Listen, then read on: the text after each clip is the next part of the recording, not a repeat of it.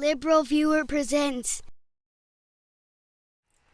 So, welcome to the March 7th edition of LiberalViewer Monday Media Mixup. Thanks for joining me.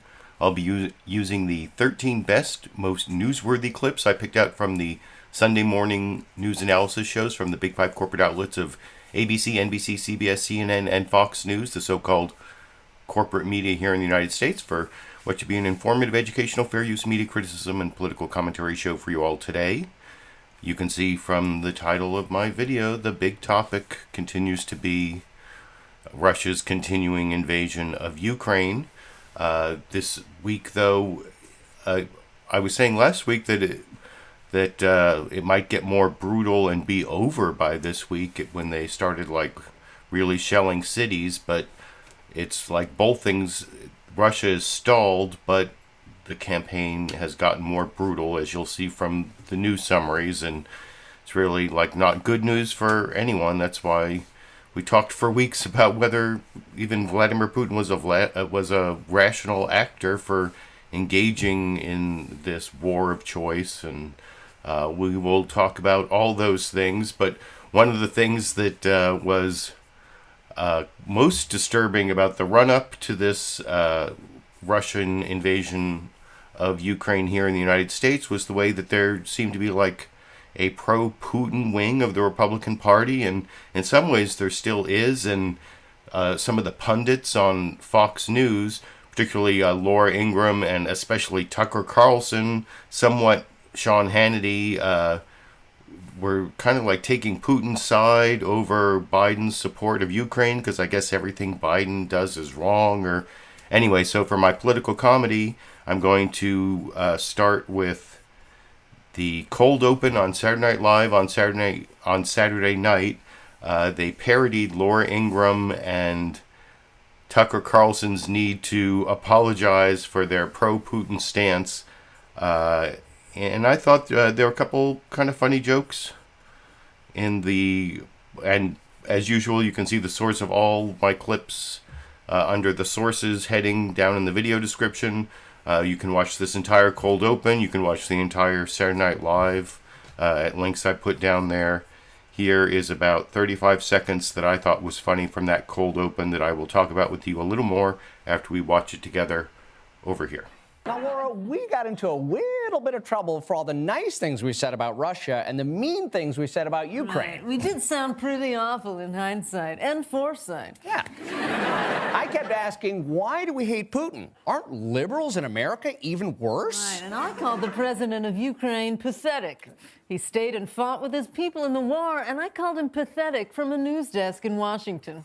I kept saying we should be more worried about our own border getting invaded by Mexico. But in my defense, I am racist, so I thought that was true. I don't know. Is that really a defense? I thought that was funny. So, I mean, they had some wild things in there. They did this.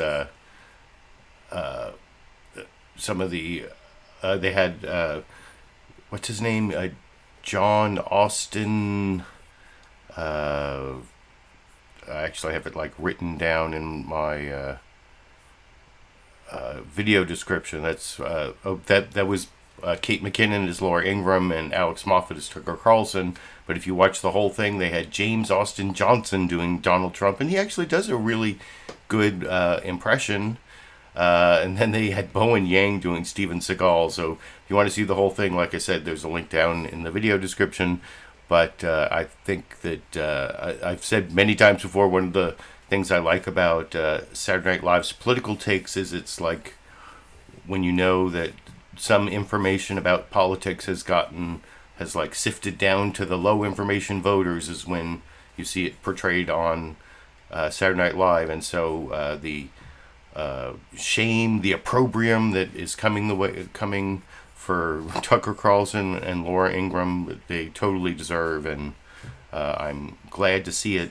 And I actually am going to show a little later a clip of Marco Rubio being asked about the pro-Putin wing of the Republican Party and the Fox News pundits when I get to the newsmaker clips. But now actually I want to get to all of the news summaries from longest to shortest as usual. And this week the longest news summary. Oh, and I'm doing the same thing that I've done since the beginning of the war in Ukraine. Most of the news programs have done, they've done like an introduction from the host, and then they've gone to like multiple reporters, like a report. They all seem to have a reporter in Kyiv, and then maybe one in Poland or Lviv or Moscow or Washington or Delaware. Fox News apparently decides the most important place to go is Delaware, but that's clip number 7. I'm on clip number 2, the ABC This Week with George Stephanopoulos news summary. The longest one. Is it the best one? Well, let's juxtapose the news summaries and talk about them as we watch them together.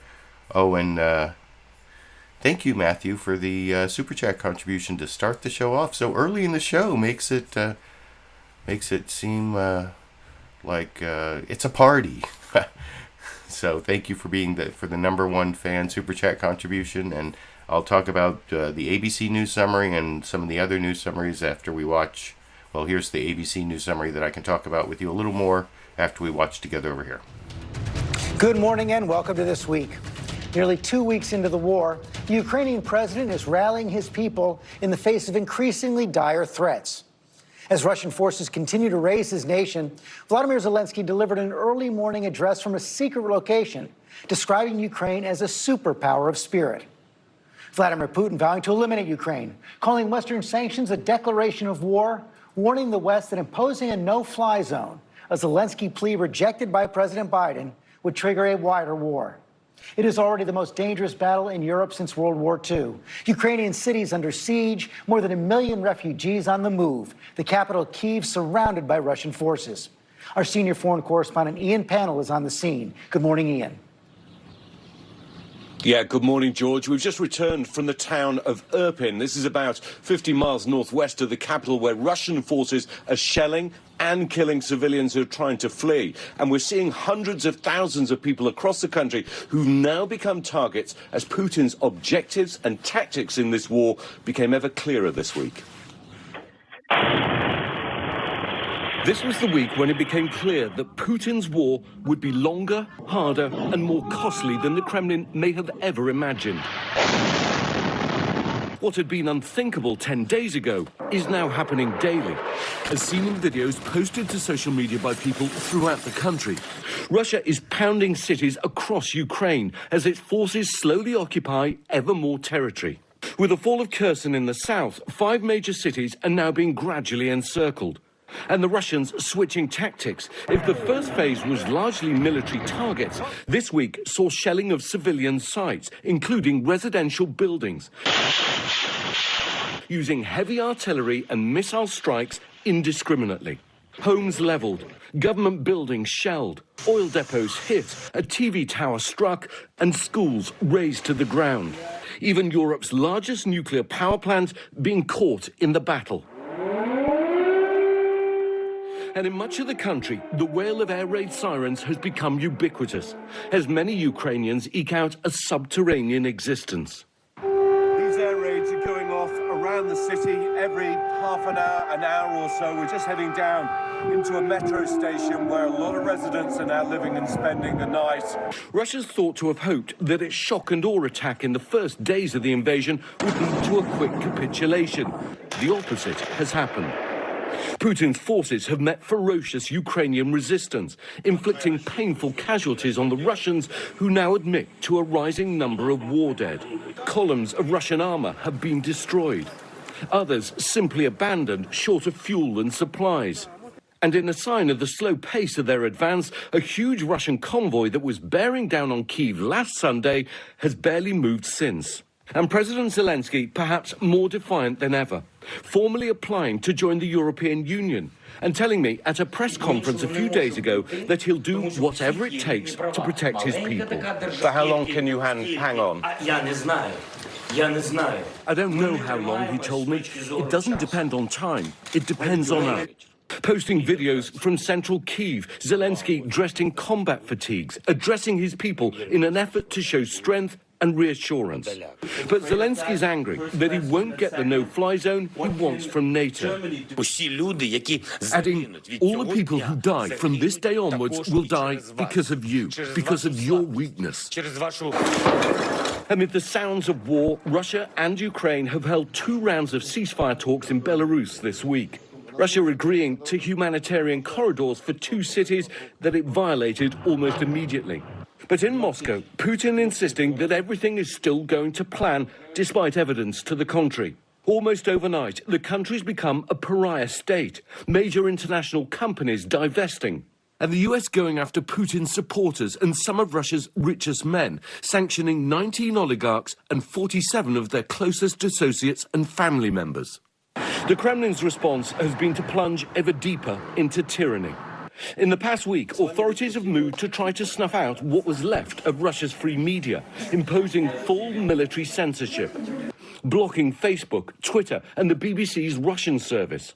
But this is a dangerous moment. Without a face-saving off-ramp, Putin may not be able to turn back, and anything less than victory in Ukraine could threaten his own position. And with more people on the move and Russian tanks advancing, this crisis, this war, looks almost guaranteed to get even worse.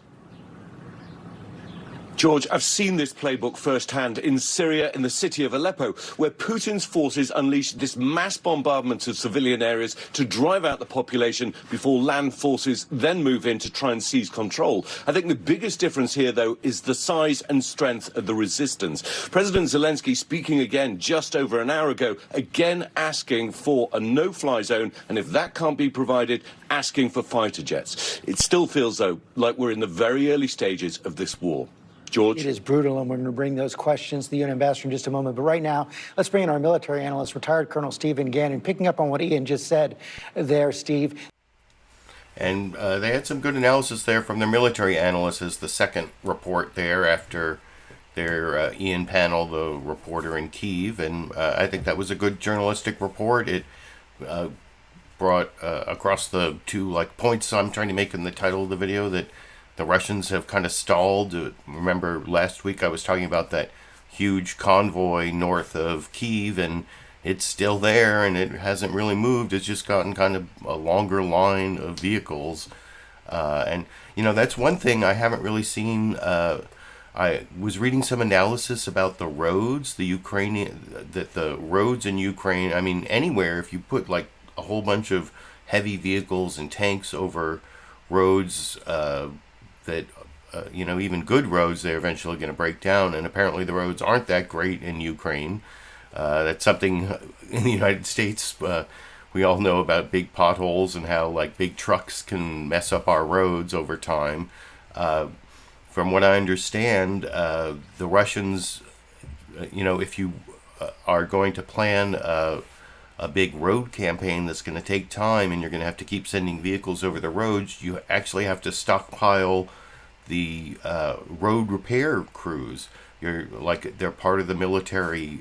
They're part of the whole military campaign. You have to have a whole bunch of sand, asphalt, or whatever, and the excavators and the the steamroller, and they have to come in and fix the road so you can keep using them.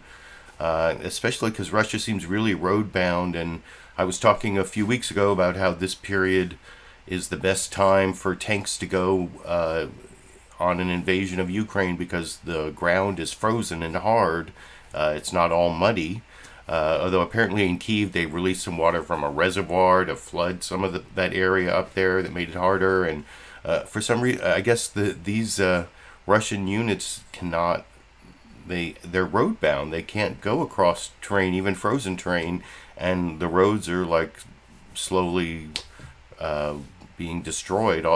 Especially if you blow up a tank on the road and it burns for a while, that creates this whole patch of road that's totally melted out, and the Russians don't have a way to fix it. So that's a fact that I didn't hear in any of the news summaries, even though that was a pretty good news summary from ABC, I thought, talking about the stalled Russians, the increase in brutality, the underperformance of the Russian military, and it's very similar, although it's a minute longer than the NBC News Meet the Press news summary, with the That was George Stephanopoulos and Ian Pannell. This is Chuck Todd talking to Richard Engel, also in Kyiv, and I will talk about that news summary a little more after we watch it together over here. And a good Sunday morning, we've seen the world rally around Ukraine, moved by its fierce resistance in moments like this one.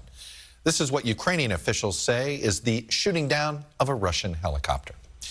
But it is also true that the worst of this war is yet to come for Ukraine. Yesterday, Vladimir Putin, in a pretty menacing way, threatened Ukraine with its statehood as Russian forces bombed military targets and civilians alike, laying waste to Ukrainian cities, violating some small humanitarian corridors. There's panic in places like Kyiv, where people are jamming rail stations, desperate to get out before an expected full Russian assault on the capital.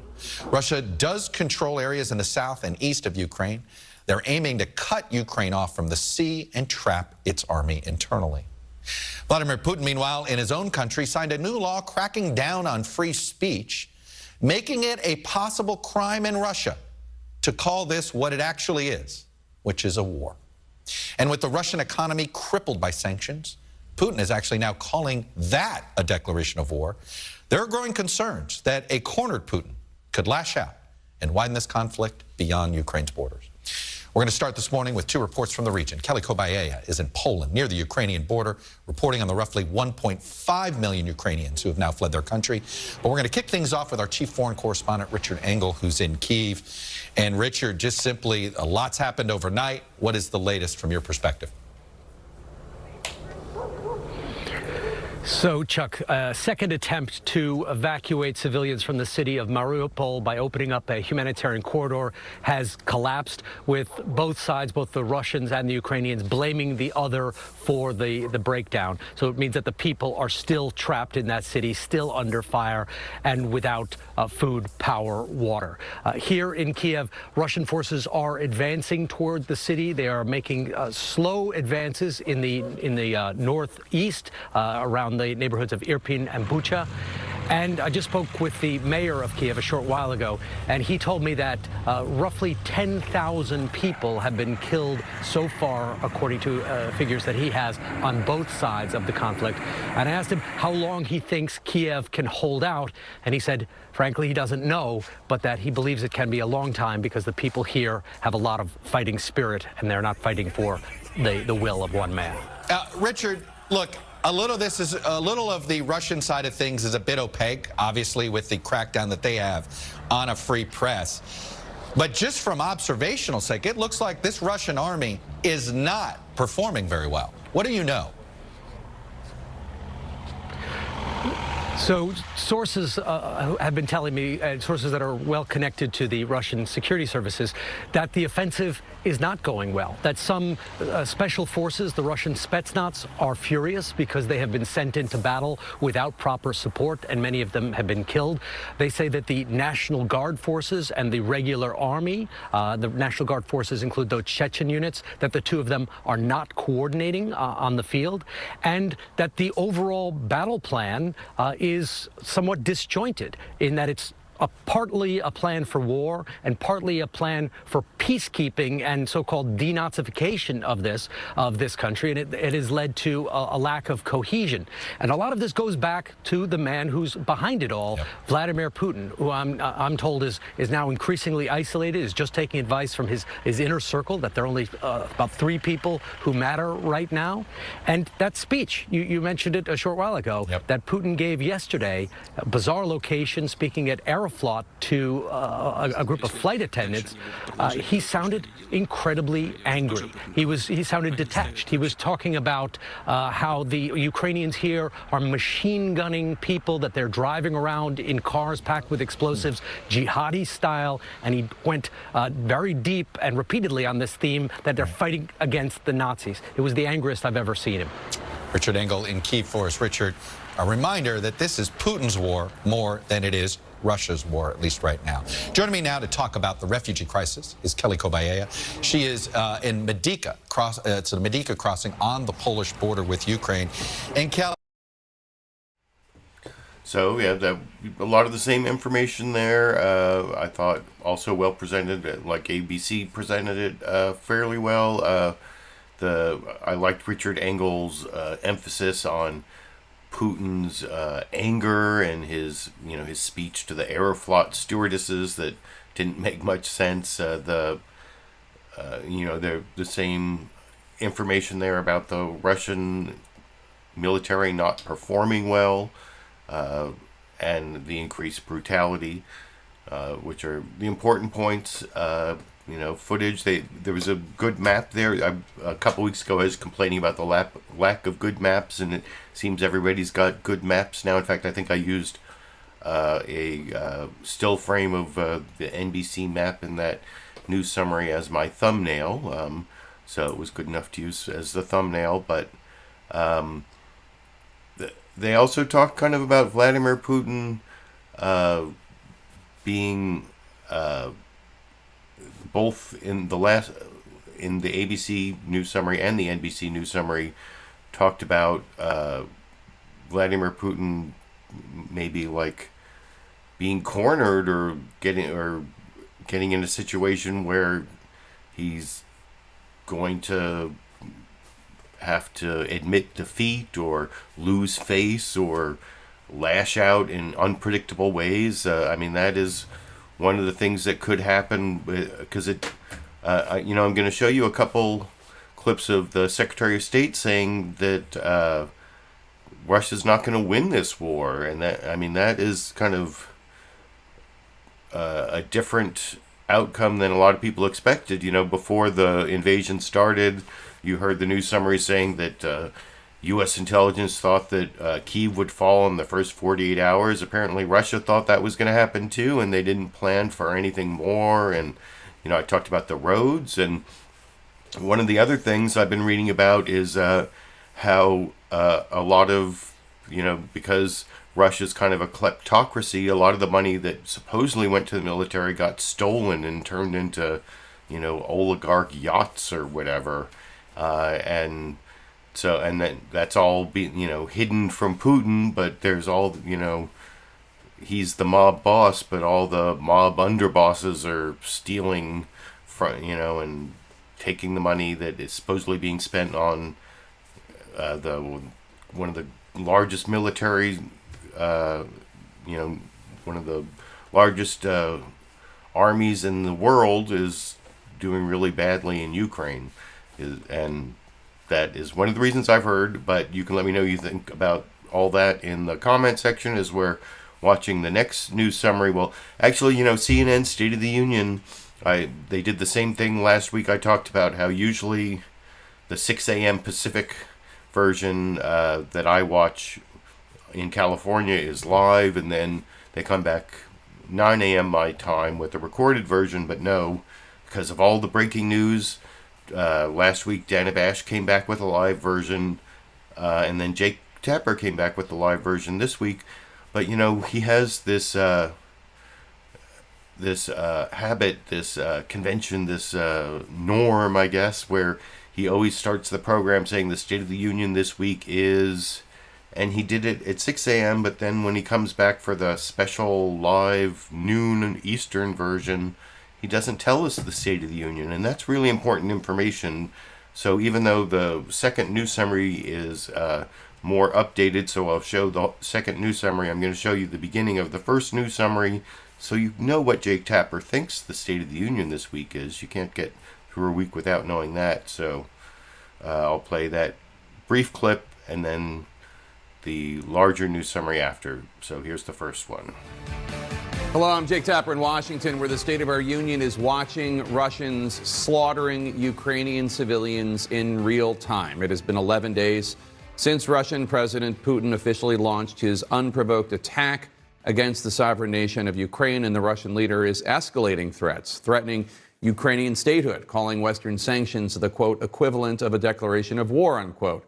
As this morning, CNN is reporting heavy shelling west and north of Kyiv, including at a checkpoint for civilians evacuating, where at least 2 children. Anyway, so you can see that was the State of the Union is watching civilians get slaughtered in real time. That's pretty dark there, Jake. If that's the State of our Union, I don't know if I would have put it that way. That's pretty damn dark. But At least he didn't repeat it 3 hours later when he had the updated news summary, which I want to juxtapose with all the other news summaries so we can talk about them. Here's Jake Tapper with the 4-minute, 20-second CNN State of the Union news summary, where he also went to their reporter in Kyiv, Clarissa Ward, and I will talk about that news summary in relation to the other ones after we watch it together over here. Hello, I'm Jake Tapper in Washington. Welcome to a special live noon Eastern edition of State of the Union. The situation on the ground in Ukraine growing increasingly dire as Russian President Vladimir Putin steps up his brutal attacks on civilian targets and Ukrainian cities, Saturday issuing a threat against Ukrainian statehood. Hours ago, the International Committee of the Red Cross said an effort to evacuate more than 200,000 people out of Mariupol, Ukraine, has failed. The situation there is increasingly desperate as Russian attacks have left survivors with no food, no water, no electricity. We're also tracking heavy shelling today west and north of the Ukrainian capital city of Kyiv, where a suburb issued urgent calls for help amid intense shelling and damage, asking for support to, quote, survive. On Saturday, Ukrainian President Volodymyr Zelensky spoke with President Biden and met with U.S. lawmakers over Zoom. He begged for more assistance, including Russian-made planes that Ukrainian pilots know how to use. The U.S. confirms it's now in talks with Poland on the possibility of the U.S. sending Poland American-made fighter jets so that Poland can give their Russian-made jets to Ukraine. But the U.S. has so far ruled out enforcing any sort of no-fly zone over Ukraine, which would, without question, draw the U.S. into direct military conflict with Russia. Joining us now from Kyiv is CNN Chief International Correspondent Clarissa Ward. And Clarissa, Russia continues to pummel Ukraine with attacks, including in Irpin, where just yesterday you saw people, in fact, you helped them try to evacuate. That's right, Jake. We were there for the day. We saw hundreds of people streaming through from this absolutely ravaged Kyiv suburb. There was a steady stream of artillery the entire time we were there. They had to cross over a bridge that had been down by Ukrainians to try to stop the progress of Russian forces. Today, in that exact same position, shells fired by Russian forces hit, killing at least 3 people. Those 3 people were a family.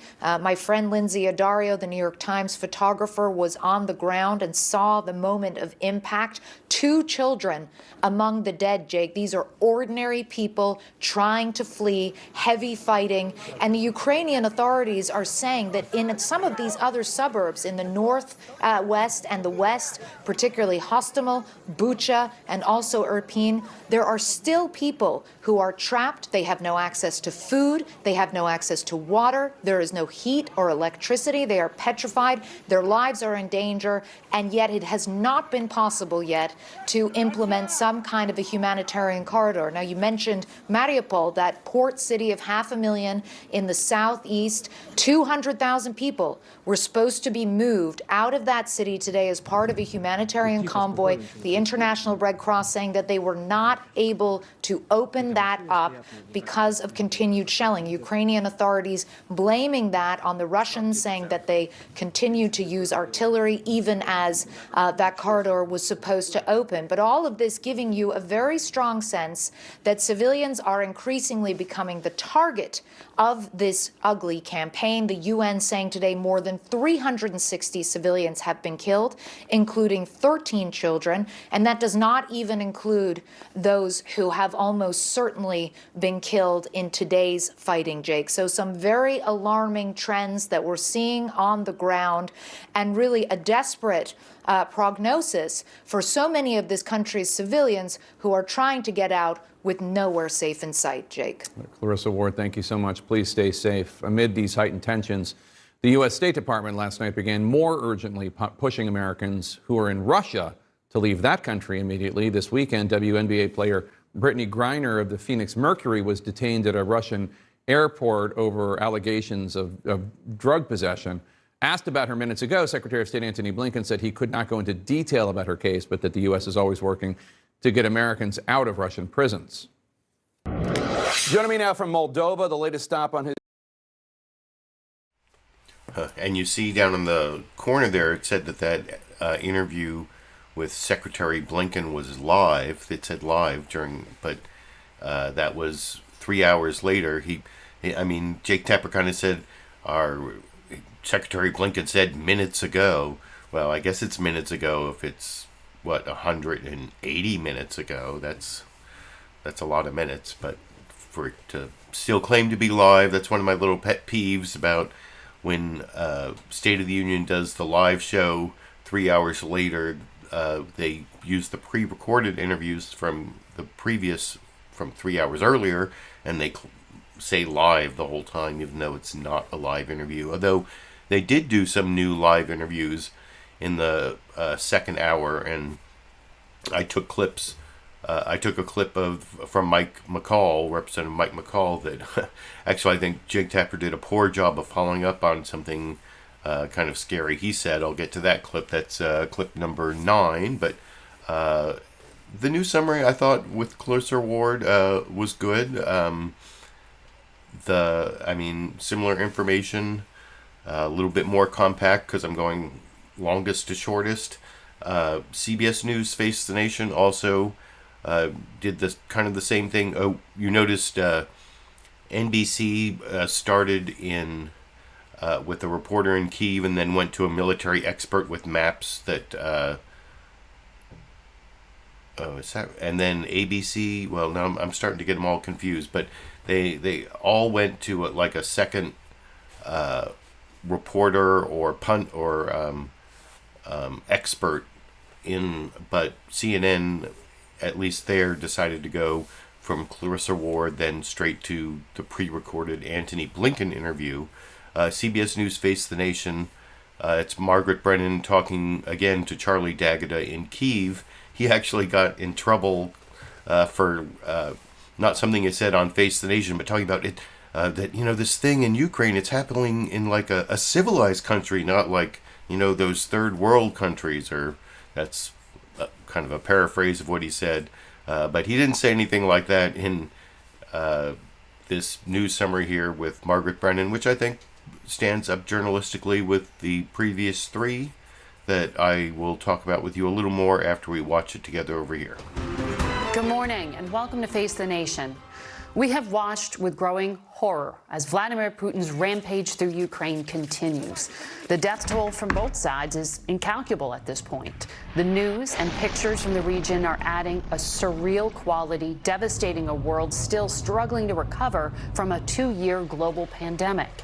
Russia's economy and, in turn, the Russian people have suffered a series of blows, from crippling sanctions imposed by the U.S. and its allies to the growing list of major corporations pulling out of that country. But Vladimir Putin has refused to back down. Yesterday, Ukrainian President Volodymyr Zelensky asked Congress for more aid, including fighter jets. And again today, he repeated that plea for a no-fly zone, a request the U.S. and its allies have rebuffed for fear of direct confrontation with Russia's military. We begin in Kyiv with Charlie D'Agata. Charlie? Good morning, Margaret. The latest word from the International Red Cross is that effort to evacuate as many as 200,000 residents from the southern city of Mariupol has failed again for the second day in a row. Both sides blaming each other for breaking a temporary ceasefire with renewed fighting. Residents in the besieged city of Mariupol have withstood some of the heaviest shelling from the Russian military since this invasion began. Doctors Without Borders describes the humanitarian crisis as catastrophic and that civilians are in desperate need. The city's hospital is overwhelmed. A man rushes in, clutching his 18-month-old son, wounded in shelling.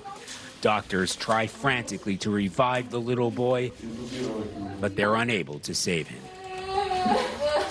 His mother breaks down in tears. Elsewhere, the brutal onslaught has only intensified, destroying everything in its path. Ukrainian President Volodymyr Zelensky today warned that Russia is now planning to bombard the port city of Odessa while renewing the plea for a no-fly zone, countered by President Putin's warning to the West that any country declaring a no-fly zone would be seen as an enemy combatant. With Moscow now banning all media coverage of the war in Ukraine, Visa and MasterCard have now joined the growing number of international companies suspending operations in that country. Even as Russian troops close in on major cities, Ukrainian forces continue to put up a fierce resistance, claiming to have downed a Russian fighter jet, and the defense ministry distributing video of a Russian attack helicopter shot out of the sky. Even in occupied cities like Kherson, anti-Russian protests and demonstrations are already underway. Residents confronting armed Russian soldiers. And yet, the more determined the resistance, the more devastating the Russian military's response.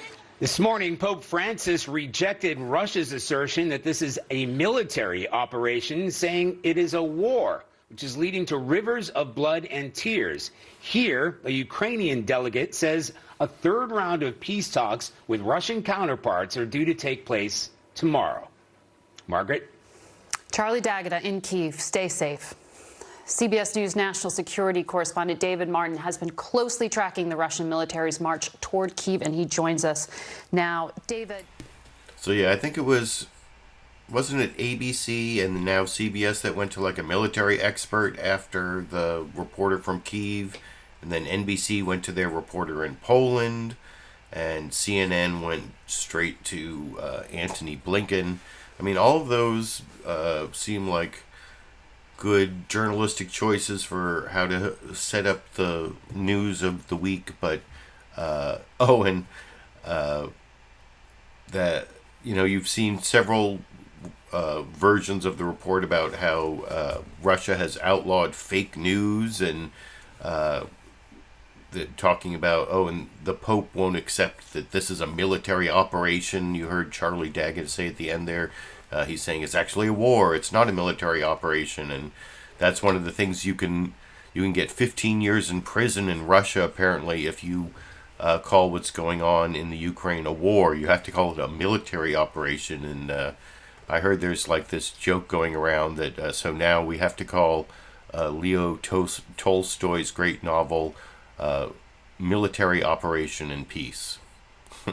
But anyway, you gotta find some humor in the dark times, I guess. And I think actually maybe of all the news summaries, that CBS one had the most emotional impact. I mean, several of them have focused on the harm done to children.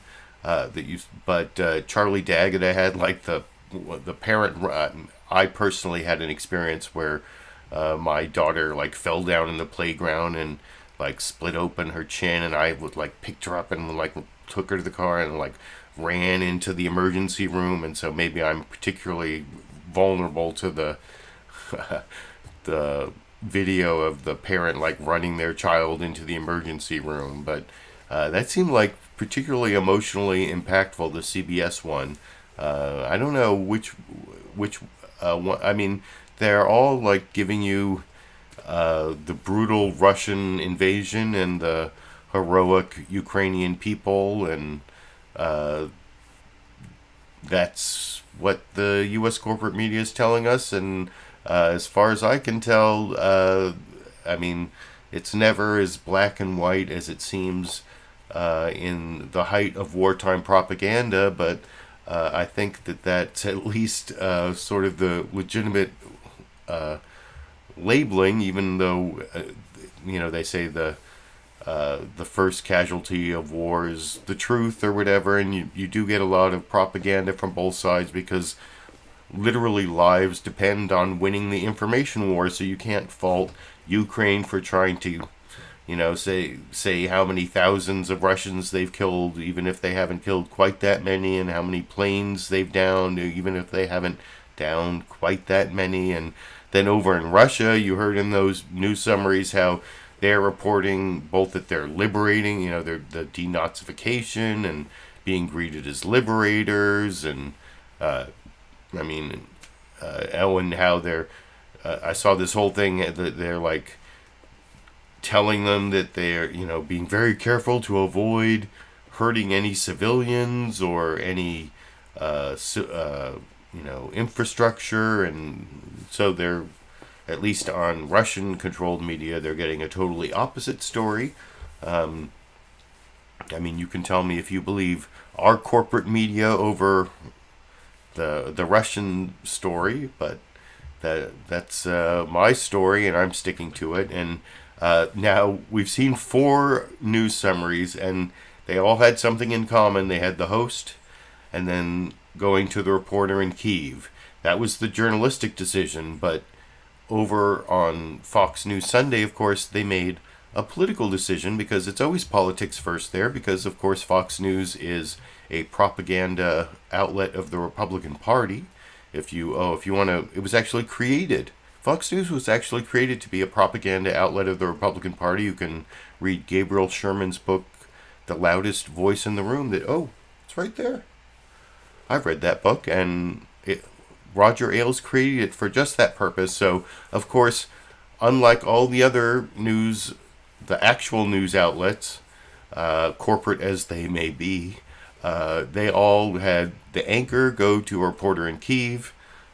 Fox News, just like they did the week before last, they switched it around last week. I thought maybe they'd been listening to me. No, they weren't listening to me, or maybe now they're doing this to make me think they're not listening to me. No, I don't think the TV is talking to me. Don't worry about me. I don't think the TV's talking to me. I watch Fox News. Fox News doesn't watch me, right? Right. But anyway, this is Shannon Bream going to Alexandria Hoff in Delaware. Everyone else goes anchor Kyiv. Fox News goes anchor Delaware. Why? Because that's where the politics is, and it's a much more political news summary that I will talk about with you a little more after we watch that final news summary together over here. Hello again from Fox News in Washington. You are looking live at Kyiv, where Ukrainians face increasingly grim conditions and the gathering threat from approaching columns of Russian troops. To the south, Ukrainian officials wait to see if safe passage corridors meant to get civilians out of harm's way would hold after a temporary ceasefire collapsed Saturday. All while Vladimir Putin signals he has no intention of stopping his campaign, calling sanctions by the West tantamount to, quote, declaring war. In a moment, we'll speak with the Ukrainian ambassador to the U.S., Oksana Markarova. But we begin with Team Fox coverage. Jonathan Hunt in Lviv, Ukraine, with the latest on how the temporary ceasefire is holding. Trey Yingst in Kyiv with the latest on the front lines. First, let's turn to Alex Hoff, traveling with the president in Delaware with the U.S. response. Alex. Well, Shannon, last night President Biden spoke with President Zelensky for about 45 minutes. The discussion included plans to send more economic and humanitarian aid. And this call followed an emotional video call that Zelensky held with U.S. lawmakers. I've been on a lot of Zoom calls. This was one I'll never forget. In a virtual call with President Volodymyr Zelensky, members of Congress heard pleas for ammunition and a call to ban Russian oil imports, an idea with bipartisan support. Energy has been weaponized. We have the ability to basically counter that weapon. Zelensky also pressed lawmakers for U.S. help in Poland's effort to send Soviet-era MiG jets to Ukraine's Air Force. The U.S. is exploring a three-way deal to make that happen. Hours later, Visa and MasterCard suspended operations in Russia at Zelensky's request. Visa's chairman and CEO wrote, "This war and the ongoing threat to peace and stability demand we respond in line with our values." But U.S. and world leaders remain largely opposed to Zelensky's request to establish a no-fly zone. That could lead to a full-fledged war in Europe. President Biden has been clear that we are not going to get into a war with Russia. Yesterday, a Russian government charter flight landed at Dulles Airport outside of D.C. to retrieve Russian diplomats accused of espionage and now expelled from the U.S. And now an American is being held by Russia in a high-profile detention case. Wnba star Brittany Griner was arrested at a Moscow airport after Russian officials say they found vape cartridges that contained hashish oil in her luggage. Griner faces 10 years in a Russian prison.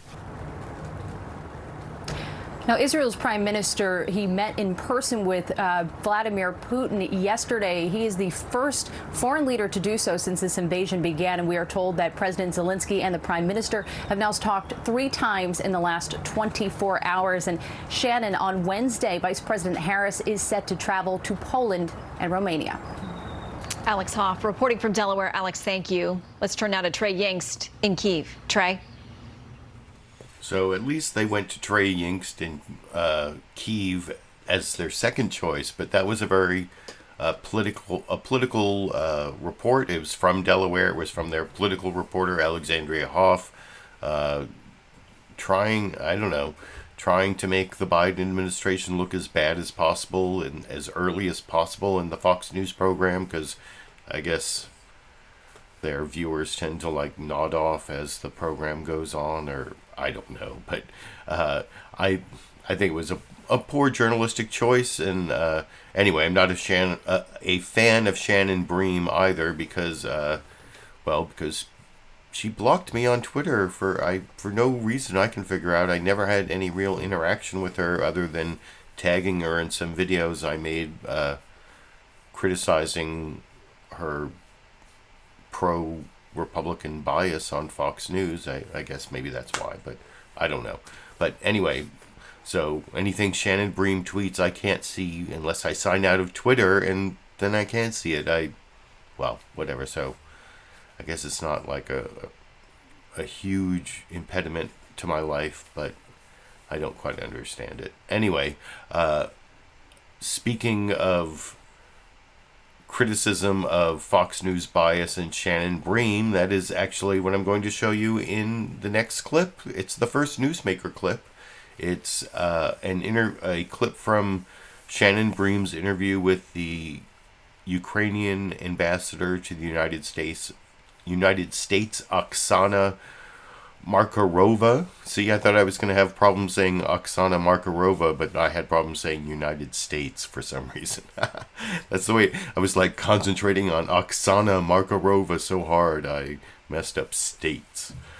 Anyway, the thing that I think is biased about this is, you heard in some of those news summaries that Vladimir Zelensky, the president of Ukraine, is expressing anger at the West and the United States, not the United States specifically, but just because his country's being attacked and he doesn't think people are doing enough. He wants a no-fly zone, and I'm going to show you clips about no-fly zone coming up. So you can't really fault him for, since his life is in danger at all times, and that the United States said for like months, weeks at least, that this invasion was coming. So like, help, give me, planes, ammunition, no-fly zone, everything he might want. To, as much as possible, makes sense that he would be asking for that and being emotional about it. You can't really fault him. But over on Fox News, they've been trying to like play this up, especially as Ukrainian anger at the United States and the Biden administration for being too slow and too weak. And that's my criticism in this next clip. First, Shannon Bream asked like a stupid question of the Ukrainian ambassador. Do you trust the Russians to negotiate in good faith? Like, they've broken like 2 ceasefires already, and a third one today, it looks like, and everything they say is basically a lie. And so that's a stupid question. And then you'll hear the Ukrainian ambassador brings up war crimes, and then like Shannon Bream pounces on that. She's like has a clip of Biden all loaded up about like how slow Biden has been on war crimes, which that's something every day since I watch a lot of Fox News, it's like a drumbeat. They try to find everything they can to criticize the Biden administration, and that's one of their talking points is too slow to recognize war crimes, and actually tries to create a rift between the United States and the Ukrainian ambassador, which, of course, since Oksana Markarova is a diplomat, I believe she handles it very diplomatically over in this clip. We know that the peace talks, again, between Ukraine and Russia are supposed to retake their shape on Monday. If the Russians are willing to come back to the table, it sounds like Ukraine is planning for that. But I know what you've asked for, what President Zelensky has asked for, is a ceasefire and these safe corridors for humans to be able to evacuate and escape the areas that are being shelled. It doesn't look like Russia is adhering to either of those requests. Are these talks worth the time? Do you trust the Russians to engage in good faith? Well, clearly, the situation, and we see that we cannot trust them. I mean, they are attacking us at the moment. They are killing our civilians. They are bombing our cities. They are committing war crimes in Ukraine. How, at the same time, our president said numerous times that he's always ready for peace talks because he values and he would like to save every Ukrainian life possible. So we will respond to any peace talks. We will go and try to reach whatever we can reach, but we have to also see that after the previous peace talks, we agreed on some of the humanitarian corridors. We tried twice about the city of Mariupol, and instead of humanitarian corridors, Russians again shelled Mariupol with grads. So but we will keep trying. And much of what's happening is raising the issue in the specter of war crimes. You say Ukraine is collecting evidence. They're putting this together, hoping to make a case for war crimes. Here's what our President Biden, said on that just days ago. Do you believe Russia is committing war crimes? We are following it very closely. It's early to say that. A little tough to hear him, but he says we're following it closely. It's too early to say that at this point. What is your response to the president? Well, we work very closely with our American colleagues and friends on that issue as well. So it's right now, our prosecutor general has put a task force, and we're working together with a number of friends and allies, and we're putting it all together. It's evident, clear to us that what they're doing is illegal and it's war crimes. I mean, they're targeting hospitals, they're targeting schools, they're targeting civilians, they're doing everything possible you can imagine illegal during the war. But and the whole war is totally unjustified, unprovoked, ungrounded. So we will, but we have very good cooperation with our partners here in the U.S., in the government on this issue as well. Ambassador, much has been made in speculation about the state of mind of Vladimir Putin. Is he a man with nothing to lose? Oh, and there you'll see the Shannon Bream in the next question asks, basically, is Putin a rational actor? Does he have nothing left to lose? Or, and like, I put the sources of all my videos down in the video description under the sources heading, and you can watch the whole Fox News Sunday if you want to see that whole part there. But I thought the Ukrainian ambassador there did a good job of fending off the attempt to drive a rift between her and the United States government on the speed of deciding whether a war crime is a war crime. I mean, at least it's better than what Harris Faulkner said in the Condoleezza Rice interview last week about how, I think just invading a sovereign country, that should be a war crime. And, of course, Condoleezza Rice, who was part of the administration that invaded Iraq,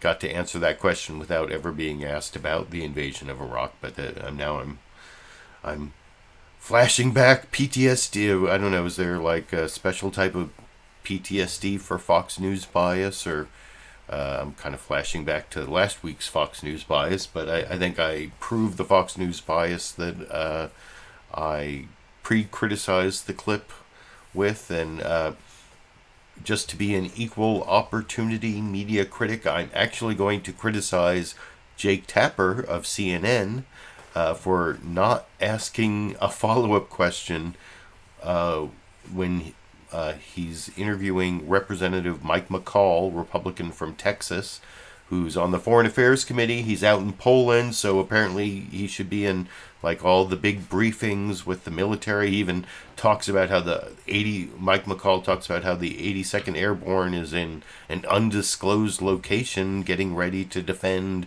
NATO or whatever from possible Russian incursions beyond the Ukraine, which would not be good. But so Jake Tapper starts off with a reasonable question about, the situation in Poland with the refugees, because that's where Mike McCall is. But then he follows up asking about just what I said, how he's talking to all the European leaders and when, what are the possibilities of a wider war?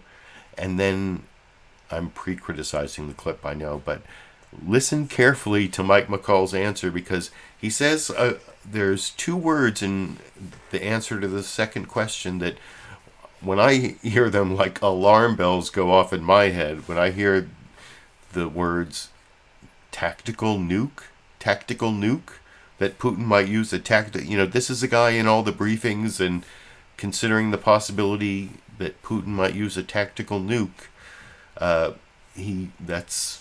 I mentioned earlier in the live stream I was going to show you something pretty scary that Mike McCall said, and this is it.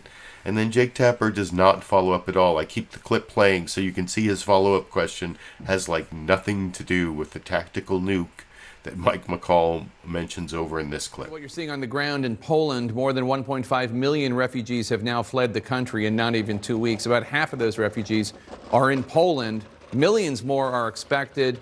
We're told about half of the refugees are children. Tell us what you're seeing at the border and what these refugees have told you.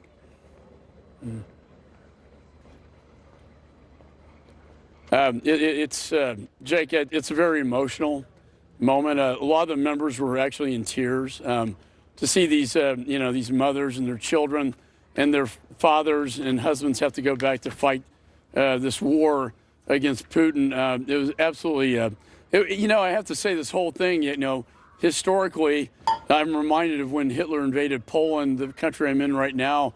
This seems eerily similar. And watching these refugees coming out of Ukraine, 100,000, over 100,000 yesterday, over 100,000 today, 1.5 million over the last week and a half. And they say it's only going to get worse as the noose is tightened around the neck of Ukraine. Poland is obviously a key NATO ally. It's right on the border of Ukraine. How worried are you about the current conflict posing a broader threat to Europe, especially to NATO allies? Well, we met with the 82nd Airborne, group, in an undisclosed location, but they're doing quite a bit. I mean, we're putting all our defense systems in, Patriot batteries, a lot of stuff. I don't think Putin would make that miscalculation. At least you would hope not. We do worry about short tactical nuclear if he gets too desperate. I would say Georgia, Moldova are probably more vulnerable because they aren't in the NATO club, if you will. But our forces that we've moved from Germany now to Poland have really fortified Poland. And I really give the people of Poland and the government so much praise for taking in these refugees and taking care of them, and our NATO allies for coming together strong. This is going to be very helpful in this effort. You're in Europe right now. You're talking with U.S. allies. Your fellow Republican Mitt Romney said on this show last week that President Biden has done, quote, extraordinarily well bringing NATO allies together. Do you agree? So, yeah, that's Jake Tapper's follow-up question, is trying to get a Republican to admit that Joe Biden is doing good things responding to this particular crisis, which, I mean, that's not a bad question. That's a good, confrontational journalistic question. But is that the best follow-up question when the person you're interviewing just said something about what we're not worried really about him attacking NATO. We're just worried about tactical nuclear, that he might use tactical nuclear. That would be my follow-up question. That's just me. I think that should be the follow-up question. You can let me know what you think down in the comment section if Jake Tapper missed an opportunity there. And now I'm going to actually show you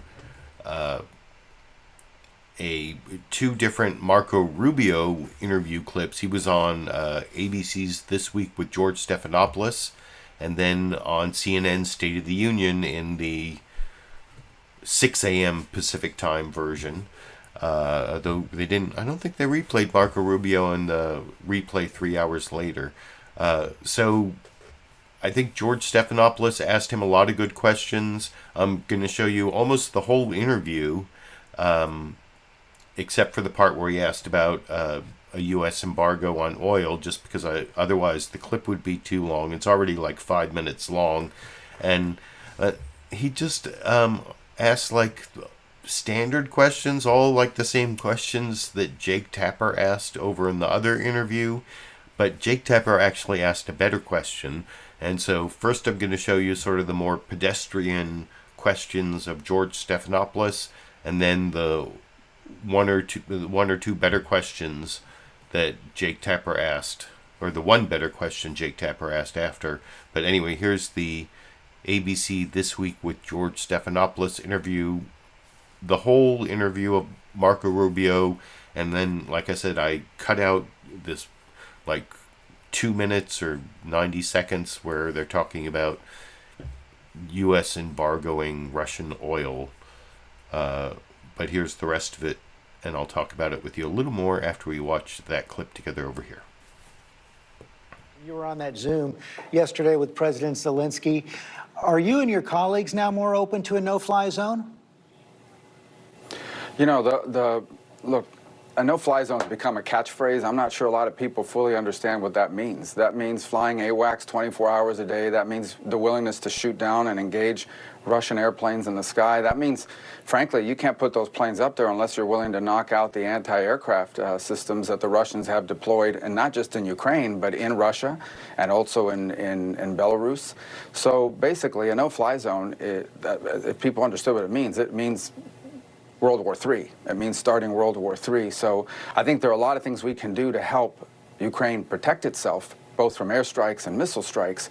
But I think that people need to understand what a no-fly zone means. It's not some rule you pass that everybody has to oblige by. It's the willingness to shoot down the aircrafts of the Russian Federation, which is basically the beginning of World War III.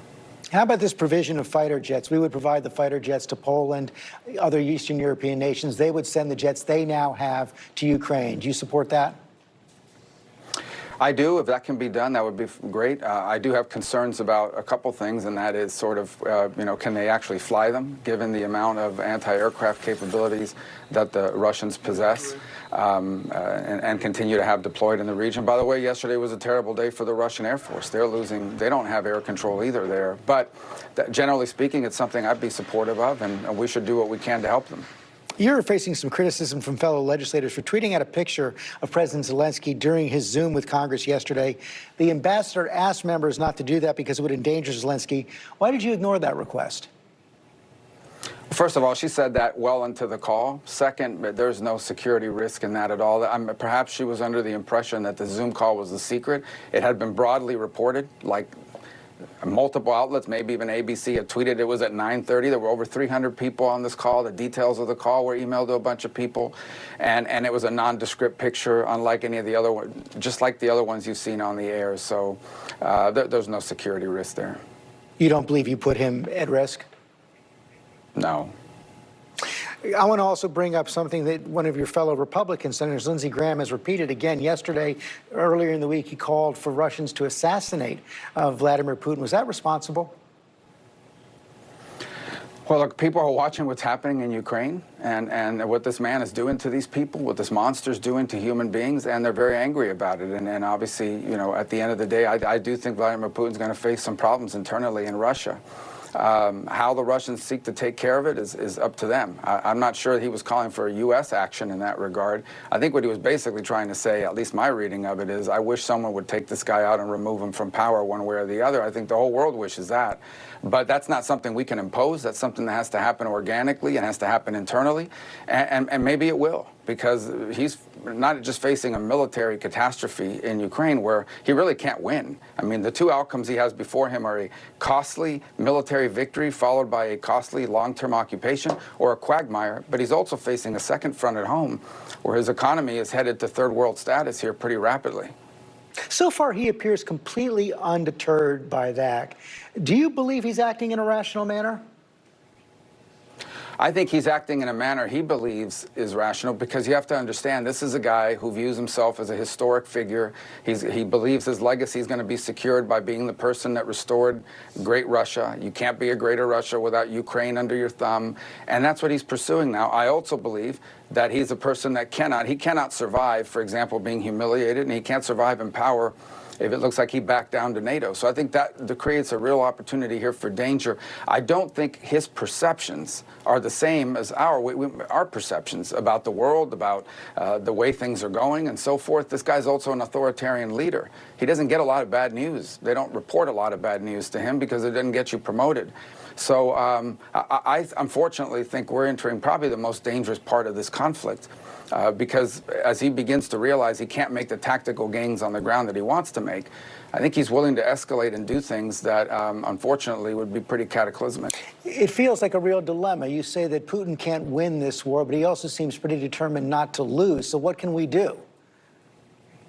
Well, that's one of the great challenges of these moments. I think if you look throughout history, there are times when you reach points like this, right, where there doesn't seem to be an easy way out. And I hope I'm wrong. I hope I wake up tomorrow and read that there's been this great negotiation and peace is here, and people are going to be able to get humanitarian aid and the shelling is going to stop.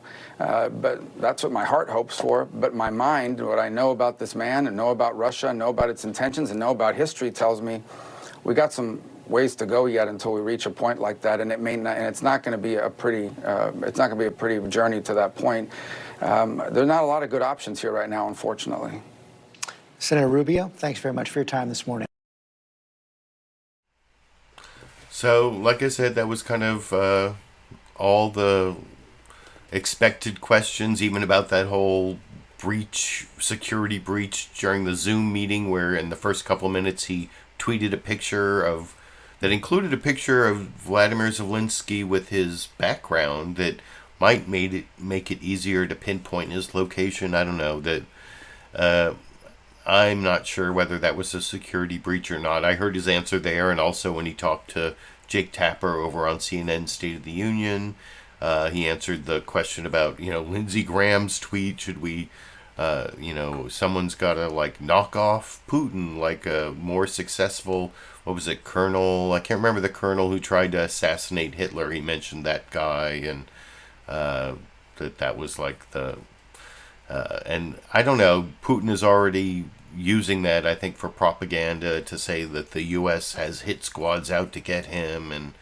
anyway, the other thing that happened, how last week when I was talking about my dog that passed away, Sandy, I was talking about how Sandy has always been like my one live viewer, the live studio audience, and this week for some reason Dash is right there. It's like taking up Sandy's spot. Here, I just took a picture during that clip.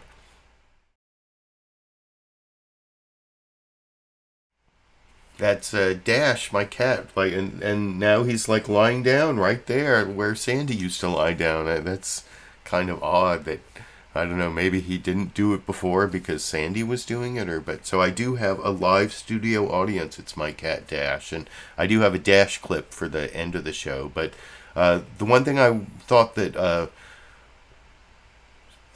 Jake Tapper asked Marco Rubio that George Stephanopoulos should have asked him was kind of what you saw in the Saturday Night Live political comedy clip I started the program with, about the pro-Putin wing of the Republican Party and the pro-Putin pundits on Fox News, and how they're supporting Vladimir Putin's disinformation campaign. And that's something Jake Tapper actually asked Marco Rubio about, so I wanted to include that clip as well over here. Campaign that they're undertaking. Former Trump National Security Council Russia expert Fiona Hill recently decried Russia's full-spectrum information war to, quote, soften up the enemy. She said that Fox anchors and Donald Trump were doing Russia's job for Russia, according to Hill. She said, quote, the fact that Putin managed to persuade Trump that Ukraine belongs to Russia, that's a major success for Putin's information war. He has got swaths of the Republican Party, and not just them, some on the left as well as on the right, masses of the U.S. public saying, good on you, Vladimir Putin, or blaming NATO, or blaming the U.S. for this outcome. This is exactly what a Russian information war and psychological operation is geared towards, unquote. Now, you've made a point, Senator, these last few weeks of trying to explain to Floridians, trying to explain to the American people why we should care about Ukraine and how evil Putin is. Do you think you also need to decry the folks that Fiona Hill says are doing Putin's job for him?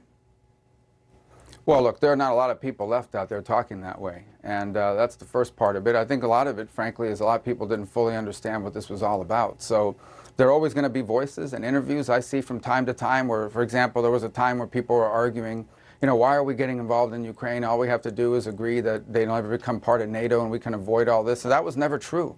And I made it a point to say that's just not true. So again, look, this is a country where people have the freedom to have any views they want. We're not Russia. We're not China. And we don't want to be. People have the right to have those views. But I think we have a responsibility, those of us who believe differently and know the truth, to go out there and argue the counterpoint. And that's what we've done, and I think quite effectively. If you look at the numbers today and how Americans feel about Ukraine today, there's simply not a lot of space for those who argue that Putin is some sort of heroic figure. And I don't see a lot of voices other than in the far fringes making arguments to the contrary. The Vice Chair of the Senate Intelligence Committee, Senator Marco Rubio of Florida. Thank you so much, sir. Appreciate your time. So, yeah, I thought that was a worthwhile question from Jake Tapper and better than what George Stephanopoulos asked. And it kind of relates to what you saw in the Saturday Night Live parody, like I said. And, you know, I also kind of agree with what Marco Rubio said about the no-fly zone in the previous clip.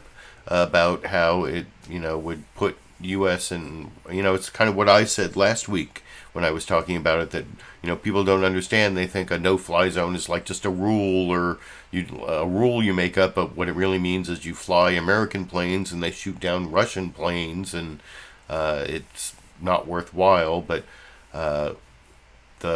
you know, because it puts us very close to nuclear war, possibly. And the one criticism I've seen on Fox News a lot and from Republicans is that even if you aren't going to do a no-fly zone, or at least not at this point, you shouldn't, like, take it off the table. You should, like, keep strategic ambiguity, like Putin is keeping strategic ambiguity by making it sound like he might resort to nuclear war at any moment, and that makes it harder to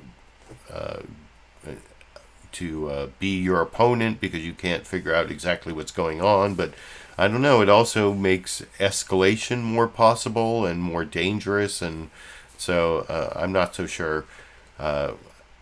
It's not worth, I mean, maybe there is a time when a no-fly zone would make sense, you know, because conditions can change and who knows what's going to happen with this war. It's already been very unpredictable. But I'm actually going to show two different clips of the Secretary of State, Antony Blinken, answering questions about the no-fly zone, and then also about whether Vladimir Putin can even make a peace because of all the, you know, how the whole thing is breaking down and Russia is not doing well. And is he cornered? Is he going to, you know, how is he going to admit defeat or not, you know, save face, or is he going to resort to like more and more irrational, you know, that question is like the second question that both, first, I'm going to show the clip from NBC's Meet the Press, Chuck Todd asking those questions to Antony Blinken, and then CBS News' Face the Nation, Margaret Brennan. Oh, but before I get to those two final newsmaker clips, I just to show that I have Dash, my cat, there as my live audience. I recorded a brief clip of video with the Jake Tapper interview playing out loud, so you can see, I can prove it's live, and you can see he even looks over while Jake Tapper's talking over here. And not just them, some on the left as well as on the right, masses of the U.S. public saying, good on you, Vladimir Putin, or blaming NATO, or blaming the U.S. So that's like what's going on during these clips. Maybe I'll see if I can actually get him to come up here and I can show him to you live on camera while I'm talking. But anyway, here is two different interviews of Antony Blinken, the Secretary of State, answering kind of the same questions from Chuck Todd and then Margaret Brennan. Here's Chuck Todd on NBC to start in this clip. No-fly zone. Let me quote President Zelensky on Telegram on Friday. He essentially sent this out on social media. All the people who will die starting this day will also die because of you. He's addressing the West. Because of your weakness, because of your disunity. Today, the alliance's leadership gave the green light for further bombing of Ukrainian cities by refusing to make a no-fly zone. I understand it's an emotional statement, right? And I understand you've had different conversations there. Why rule out the no-fly zone? Why not make Putin think it's possible? First, again, my admiration for President Zelensky has no bounds. And if I were in his shoes, I'd be asking and looking for everything possible from everyone in every place around the world. And as I said, what we've already done is extraordinary. And just to remind people, over the past year alone, from the United States alone, more than $1 billion in security assistance, lethal defensive weapons that are being put to very effective service by Ukrainians now in defense of their country, and other measures that we're looking at going forward. Just in the last week alone, Chuck, we have delivered more than $200 million worth of security assistance into the hands of Ukrainians. So all of that is ongoing, all of that's continuing. The President's been very clear about one thing all along as well, which is we're not going to put the United States in direct conflict with Russia, not have American planes flying against Russian planes, or our soldiers on the ground in Ukraine, because for everything we're doing for Ukraine, the President also has a responsibility to not get us into a direct conflict, a direct war with Russia, a nuclear power, and risk a war that expands even beyond Ukraine to Europe. That's clearly not our interest. What we're trying to do is end this war in Ukraine, not start a larger one. Let me ask you this. And by the way, keep in mind what keep in mind what a no-fly zone. Just so people understand too, what a no-fly zone means. It means that if you declare a space no-fly and a Russian plane flies through it, it means we have to shoot it down. Let me ask the question this way. We're getting towards the end of the second week of this conflict. Can this still end diplomatically with Vladimir Putin in charge of Russia? You know, how this ends is an important question, and I wish that we could see signs that President Putin was willing to engage diplomatically to bring this aggression to a close. Right now, we're not seeing them. He was on the phone, President Putin, with President Macron of France a couple of days ago, and by all accounts, according to the French, he's digging in and doubling down.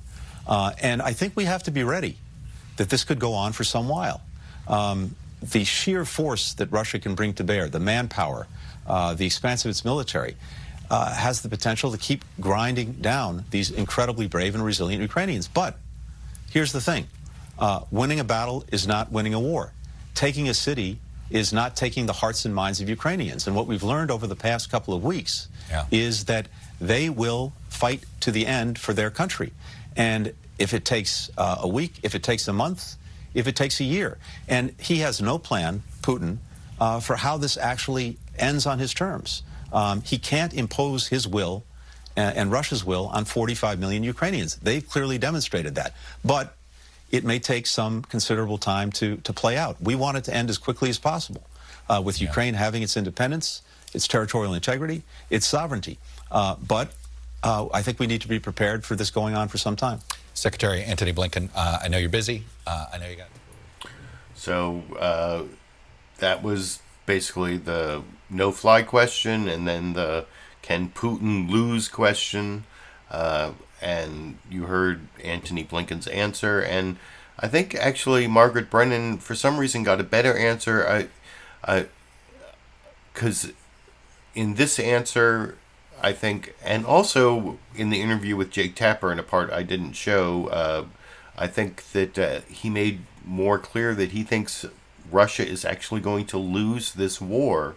And I don't know, is that propaganda or is that an honest assessment? Because that is like a really low probability outcome in my mind at the beginning of this, that Russia would lose this war. Oh, thank you, Chairsbed, for the super chat condolences message. I've gotten so many nice condolence messages for my dog Sandy from all over the world, like 40, 50 people on my YouTube channel, and I really appreciate that.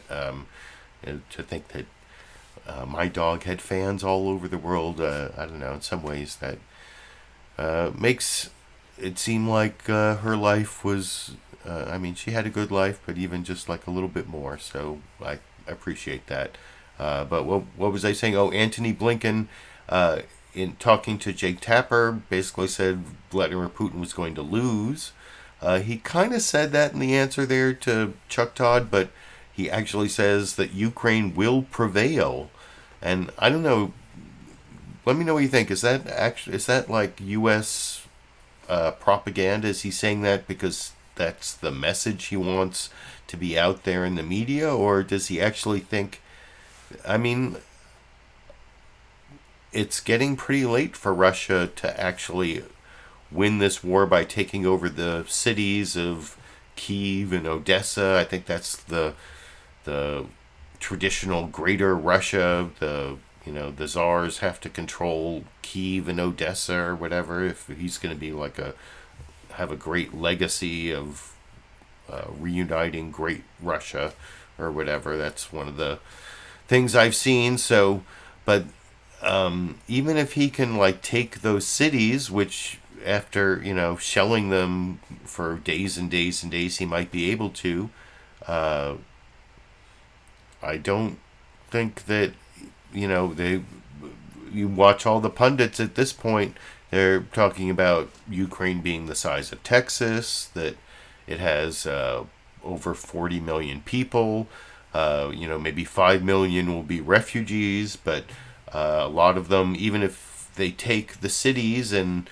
that means that they like hold City Hall, they can like hoist their flag up on top of the government building, but that doesn't mean that they really control all the people. And it looks like there's already an insurgency that that's what we were expecting to have happen now, that was going to be a problem for Russia, and they haven't even achieved any of their objectives. And it could be the Russian military is even weaker than they seem at this point, or they might just get more brutal and take more cities, but still not be in a position to hold them, to not have insurgents attacking their supply lines, and they're not very good at logistics based on what's happened so far. So anyway, I wanted to point all that out before I get to the second Antony Blinken clip where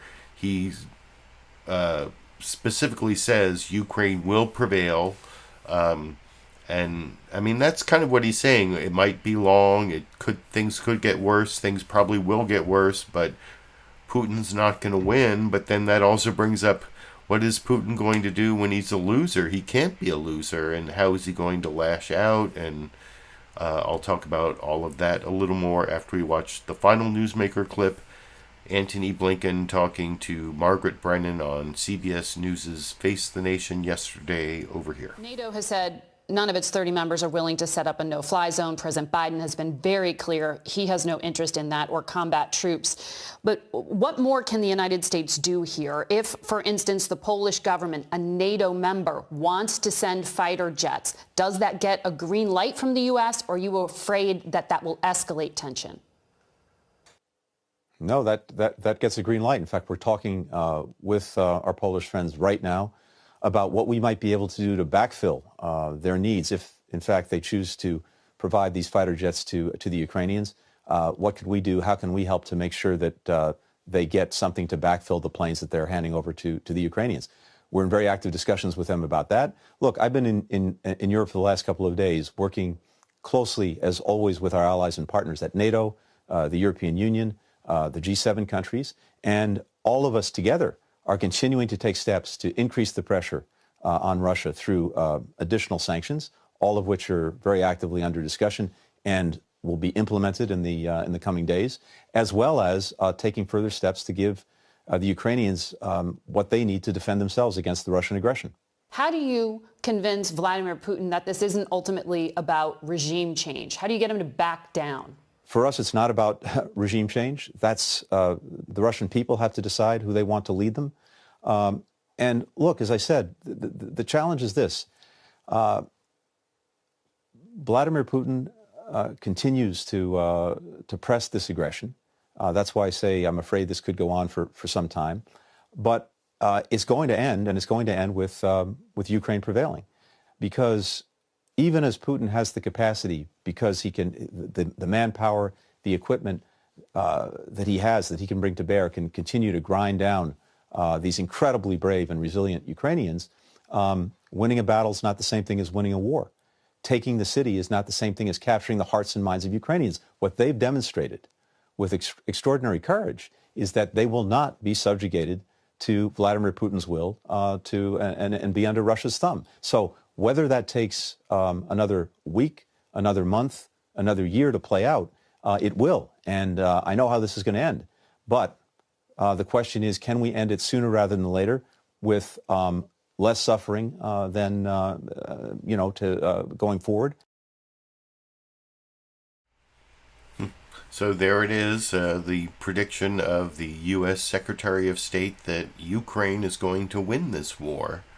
It might take a long time and it might be brutal, but Russia seems to have stalled in their invasion, and even if they, shell the cities like they did in Grozny and also in Aleppo, that doesn't mean that they are actually going to successfully subjugate the Ukrainian people.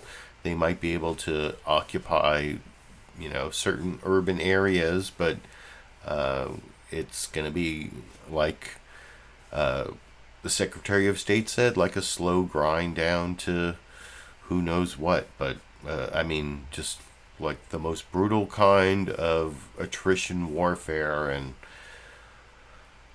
hopefully it won't come to that. And then the even worse possibility, the wider war, the tactical nukes that Mike McCall was talking about, the representative from Texas, what Putin will do if he's actually losing this war, and he's also losing his economy. The ruble is lost huge amounts. Like the Russian economy is now like worth half as many dollars as it was before the invasion. The stock market is basically dead. The Russian stock market, the ruble, maybe they're making more money on oil. I'm not sure about. That is a hard calculation. But anyway, that is the last Newsmaker clip. I also want to thank again all of the live viewers who showed up to add your commentary. The the super chat contributions I got along the way, especially last week. YouTube demonetized my video even though it got like more views than usual. I don't know if it's because there's all this cable news network war footage and the news summaries.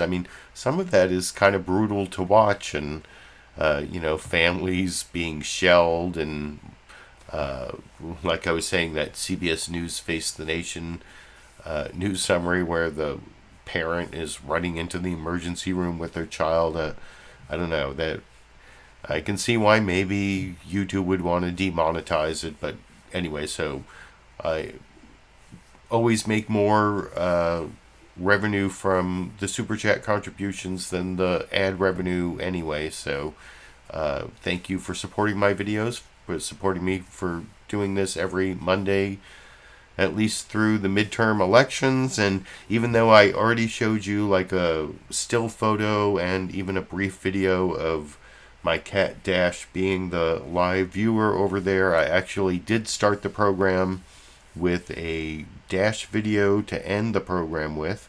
This was right before I started. I happened to catch my cat Dash playing with a toy mouse, and I will play that video to end the program for you today over here.